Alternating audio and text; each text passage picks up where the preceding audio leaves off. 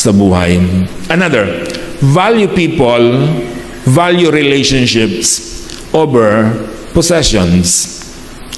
Mas pahalagahan natin ang tao, ang relasyon natin sa tao, kaysa sa mga material na bagay.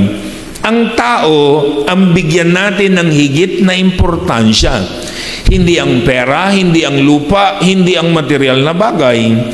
Higit nating bigyang importansya ang kadugo, kamag-anak, kapatid.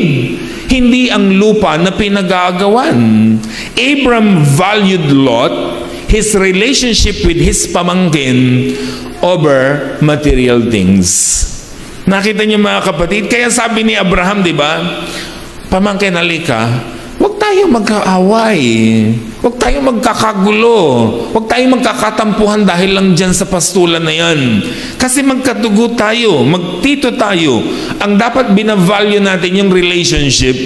Yun ang ibig sabihin nitong si Abraham. Sana ganyan din ang mga magkakapatid.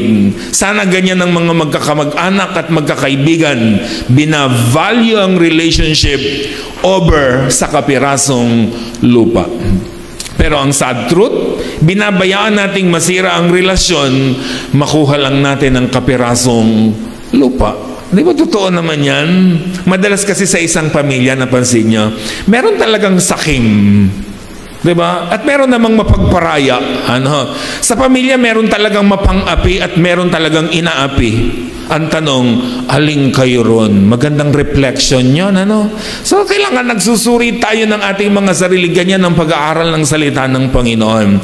Ang lupa ay iiwanan din natin. Pero ang kapatid natin, hanggat humihinga sila, ang kapatid ay kapatid. Tatandaan natin yan, mga kapatid. Ano po? Sabi nga ng Kawikaan 17:17, ang kaibigan nagmamahal yan sa lahat ng panahon. Pero sa oras ng kagipitan, sinong tutulong? Kapatid pa rin. Di ba?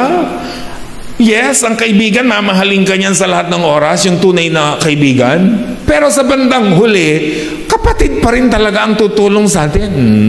Kaya napakahalaga na binavalue ang kapatid.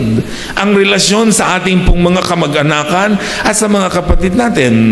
Ang malungkot kasi ngayon, kapatid mo ang nanggigipit sa halip na sila ang aasahan mo sa panahon ng kagipitan.